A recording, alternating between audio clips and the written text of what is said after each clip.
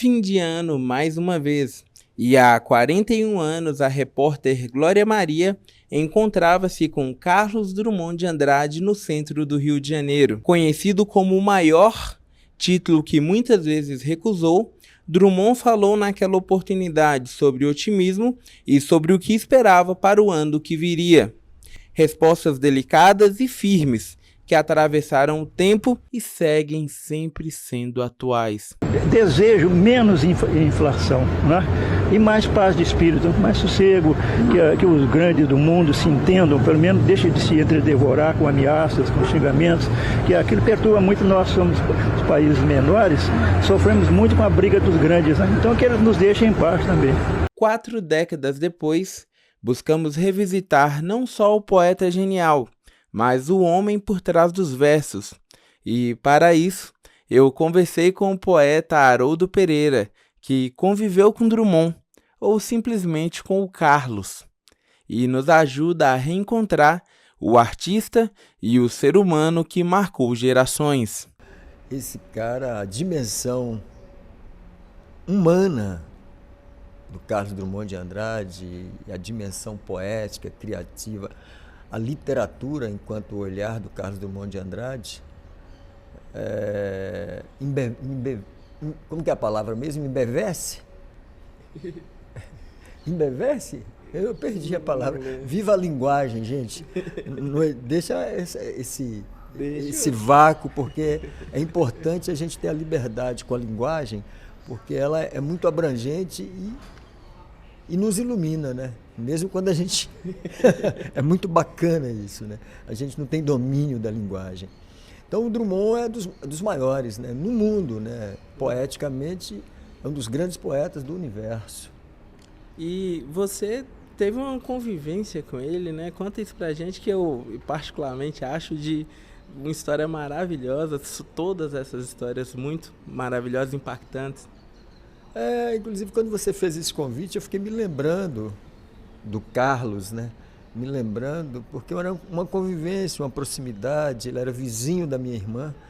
Ele morava assim na fronteira entre Ipanema e Copacabana, né? E volta e meia eu tinha esse contato com Carlos Drummond de Andrade. E a primeira vez que ele me recebeu foi de uma extrema simpatia, né? Um jeito extremamente carinhoso, e eu sentia aquele contato com ele como se fosse com meus amigos pessoais de sempre, da minha geração, porque ele foi muito aberto, e eu acho que a arte possibilita com que a pessoa não tenha idade, né? Que a idade não determine a relação com os outros. E ele já, como eu agora, quase próximo aos 100, né? Como eu estou agora, ele também, e ele me recebeu naquela relação como se fôssemos eu e o Gabriel Cardoso, eu e o Tomás Santoro, eu e o Renilson Durães. Então, era aquela proximidade, né? A relação, as conversas, os assuntos tratados, a delicadeza, e isso me embeveceu, a palavra, me deixou muito tranquilo com o Carlos, né? Haroldo, além do que ele deixou escrito, que é maravilhoso, eu gosto muito também das entrevistas de Drummond. Tem vários materiais dele gravados, ele se declamando, ele conversando com jornalistas. As observações dele acerca do mundo chamam muita atenção, a sensibilidade diante da morte também, sempre com um poema para um amigo que partia. Essa sensibilidade de Drummond é peculiar, não é? Até entre poetas ele se destaca. Sem dúvida, né? Inclusive a tranquilidade que ele tinha, né? Ele falava de uma timidez, como o próprio Chico Buarque fala, mas ele tinha uma tranquilidade em estar junto com as pessoas, em falar, em abordar os assuntos, né? Parecia que tudo estava muito bem descrito dentro dele, para ele comentar com o outro, né? Nas oportunidades que eu tive com ele, inclusive ele morando muito próximo à praia, naquele posto 6, ele morava ali, né? Até fizeram com a partida dele um jardim, ornamentaram com poemas, com imagens dele ali, de frente ao prédio que ele morava ali na Rua Conselheiro Lafayette, em Copacabana. Então ele tratava dos assuntos com muita delicadeza e com profundidade. Tanto é que ele tinha aquele processo de escrita que ele publicava por 3 vezes a semana no JB, no caderno B do Jornal do Brasil, né? E eu mesmo seguia com regularidade, sempre estava lendo o Drummond lá, né? E me agradava muito, em todos os assuntos que ele abordava, né? A forma que ele abordava. Quer dizer, a prosa dele era extremamente poética, né? Harold, e eu quero trazer para o nosso bate-papo uma vivência minha. Quando eu cursava Letras Portuguesas na Unimontes, participei de um seminário sobre escritoras. E o grande fechamento foi Cecília Meirelles. Na oportunidade, uma descendente dela havia disponibilizado algumas cartas, e uma dessas cartas, eu acho isso maravilhoso, uma dessas cartas era Cecília combinando com Mário de irem ao aniversário de Drummond. Eu passei a faculdade toda imaginando essa mesa, esse bate-papo, Mário, Cecília e Drummond, e já experientes, né? Pelo que a gente ama esses escritores, o que imaginar, Haroldo, dessa mesa com Mário, com Cecília, com Drummond, já experientes? Imagina comigo, o que eles podem ter conversado nesse dia, cara? Nada de muito diferente do que nós conversamos, né? Porque eram uns caras bacanas, ligados ao mundo, ligados à responsabilidade social e à criação permanente, né? O Mário, a gente nem consegue traduzir também, porque ele influenciou meio mundo e amava a escrita e o manuscrito, né? Então escrevia cartas diversas.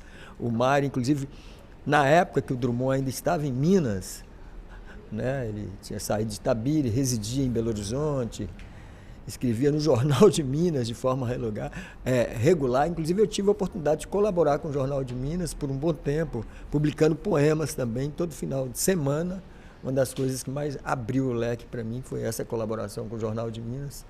E essa referência histórica, que o Drummond atuou lá há muito tempo, né? Eu publicava no caderno Destaque.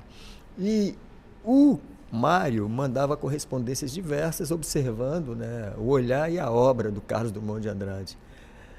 Então foi uma troca muito benéfica para ambos, né? Porque depois o Drummond virou o maior poeta do mundo, né? Então foi benéfica nesse sentido. E esse encontro entre a Cecília, que ele convivia muito bem e tinha um afeto desse tamanhão por ela, então bacana demais. Uma pessoa que influenciou os dois, o Mário de Andrade, nesse encontro, foi como um encontro que houve festivo numa época que o Caetano foi visitar o Drummond numa festa de aniversário. Então, tinha aquela mesma dimensão do acolhimento e da amplitude do olhar, né? E eu creio que com o Mário, junto a Cecília e o Carlos, também foi nesse sentido, né? Com certeza. A minha base escolar anos 90, 2000, a gente tinha muita poesia na escola, mas vamos supor que as novas gerações, às vezes, tenham menos um pouco do que a gente que pegou lá para trás, né? Para as novas gerações que, porventura, não conheçam o Drummond, que eu acho que deveriam, qual o recado para que essa garotada procure um pouquinho, seja um vídeo, seja um poema, e conheça um pouco? Acho que é importantíssimo visitar o Drummond, inclusive para nós revisitarmos o Drummond. O Drummond é presente o tempo todo, e a dimensão que ele dá da escrita, da linguagem, que nos aconchega, é maravilhoso. Então, moçada, aproveitar essa deixa aqui, ó, você que ainda não leu o Carlos Drummond de Andrade, visite, pesquise esse contato mais direto que você tem com a internet, mas depois busque um livro, busque até na nossa biblioteca municipal, Dr. Antônio Teixeira de Carvalho, que funciona no Centro Cultural Hermes de Paula, na Praça da Matriz, número 32, funciona de segunda a sexta-feira, sempre entre 8 da manhã às 18, e visite, pegue um livro, cheire aquele livro e leia os poemas do Carlos Drummond de Andrade para você ver a beleza, porque te dimensiona enquanto ser humano, enquanto cidadã, enquanto cidadão. Você vai ter muita informação e inquietação, porque a poesia não é para nos acalentar, é para nos incomodar. É uma pedra no caminho, como o próprio Drummond dizia. É alguns pedregulhos, e isso é uma maravilha, porque não é para você ficar ali copiando alguns poemas para dar cantadas literárias. É para você se descobrir enquanto ser humano, menina linda. para você se descobrir enquanto ser humano, menino bonito, na dimensão do que vem a ser isso. A literatura é um incômodo e é uma beleza para que a gente se descubra, para que a gente aperfeiçoe nossa relação com a família, com os amigos, com os colegas diversos e incomode-os com as nossas tantas perguntas que a literatura nos possibilita, com tantas perguntas diante de um mundo tão covarde, com tantas guerras desprezíveis, com tanta matança, né? Todo dia a gente tem notícias de matança, de genocídio nesse mundo. Isso é uma coisa fora do tom. A poesia é para nos incomodar e nos dar luz, né? Para você ver que não é tudo dentro de um padrão, é dentro da invenção. A gente reinventa o mundo através da linguagem. E o Carlos, o Drummond de Andrade, fez isso com muita perspicácia.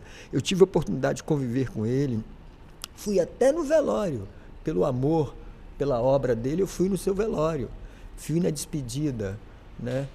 E isso, em mim, é uma das coisas mágicas da minha vida. A convivência que eu tive com o Carlos Drummond de Andrade, a gente se falava por telefone fixo.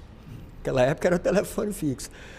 E ele sempre falava, quando você aparecer, estiver pelo Rio, me liga e vamos combinar. E eu ia no apartamento dele, a gente conversava. E o acolhimento dele sempre foi macro, porque ele perguntava tudo de Montes Claros, que ele tinha convivência com Montes Claros, ele conviveu com o próprio... o nosso Ciro dos Anjos era um parceiro querido deles, conviveram muito, né? Conviveram, se falavam muito. Então ele veio a Montes Claros ser padrinho de casamento do Ciro, em 1930, na nossa igreja aqui, né? A nossa igreja da Matriz. Ele foi padrinho, essa dimensão histórica é muito legal, ele foi padrinho de casamento do Ciro na igreja da Matriz. E ele tinha uma ligação também com o nosso poeta cordelista maravilhoso, também está na nossa memória, o Theo Azevedo, conviveu, e também com o Cândido Canela. Então tinha essa relação, né? E aí depois eu passei a ter relação com ele. Ele tinha essa onda com Montes Claros, né? O próprio, falando aqui de poetas, o nosso querido Jorgino Júnior, também outro poeta maravilhoso, ligou para ele uma vez e falou que foi uma beleza ele ter telefonado para o Carlos Drummond de Andrade. O Carlos era muito receptivo, como era com os estudantes que iam pesquisar com ele, iam no apartamento dele, combinava, ele liberava para visita, para as pesquisas, no tete a tete, olho no olho. Então o Drummond sempre foi um poeta que nós admiramos e amamos a sua obra, né? Então, bacana que a gente possa estar sempre relembrando. Então eu reforço com vocês que estão nos vendo aqui, visite esse Carlos, é um dos maiores. Amar o perdido deixa confundido este coração. Nada pode o ouvido contra o sem sentido apelo do não. As coisas tangíveis tornam-se insensíveis à palma da mão. Mas as coisas findas, muito mais que lindas, essas ficarão.